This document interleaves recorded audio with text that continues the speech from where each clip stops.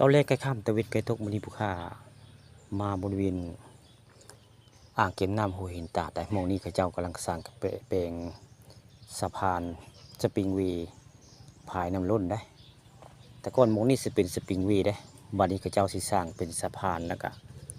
สปริงเวย์อยู่บริเวณอ่างเก็บน้ำห้วยหินตาดได้นี่เขาเจ้าเฮ็ดคักแต่มีหูสร้างเขาได้นี่มีหูสร้างได้นี่คือภาพเหตุการณ์เขาเจ้าสร้างแปลงสะพานสปริงเวย์บ้านนาอ่างตำบลนาตาลอำเภอเตางอยเนี่ยตอนแรกวันนี้มาบริเวณสะพานสปริงเวย์อ่างเก็บน้ำห้วยหินตาดแล้วนี่พระเจ้าก็เห็ดมามื้อนี้สิพระเจ้าทีให้จากเลี้ยวได้พื้นไปสั่งก็ได้เรือได้ที่เทหูสร้างแล้วเบิ่งเลี้ยวนี่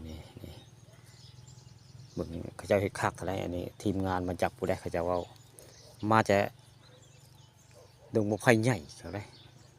ตำบลดงไผ่ใหญ่ได้มาสร้างทีมงานของดงไผ่ได้มาสร้างกันสะพานสปริงเวย์บ้านอ่างตำบลนาตาลหรือว่าอ่างเก็บน้ำห้วยหินตาดแล้วนี่ทางใต้นี่คักเลยเจ้าใส่หินล็อกไว้ยังดีได้นี่ด้านล่างมันนี่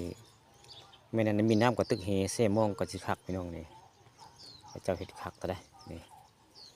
พระเจ้าเห็ดคักกว่าตะเก้าไว้ง่ายเบิ่งแล้วก็ได้เลยนี่คือเป็นภาพเหตุการณ์ของเจ้ากำลังเฮ็ดสะพานนะที่เลี้ยวนี่ฉะนั้นกับเจ้าก็จะที่อีกตามเบิ่งนี่ที่เป็นเสาสะพานขึ้นแล้วก็ที่หลังก็สิเลี้ยวเบิ่งเลี้ยวนี่นี่แหละคือสะพานสปริงเวย์อ่างเก็บน้ำห้วยหินตาดและมงนี้กับเจ้ามงนักกินข้าวจะได้คักไทยมงกับเจ้าเห็ดมงนักกินข้าวนี่ก็ได้นี่แต่ในมือมาข้าเจ้าก็สีมาขับรถผ่านบ้านผู้ค้ามือได้อันทีมงานผู้รับเหมาเพิ่นนี่สปริงวีเพิ่นเฮ็ดคักไทยนี่สปริงวีอ่างเก็บน้ำห้วยหินตาดบ้านอ่างตำบลนาตาดได้นี่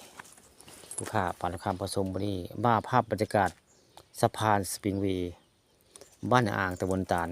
มาให้เบิ่งมาให้ชมได้คักได้พระเจ้าเฮ็ดไว้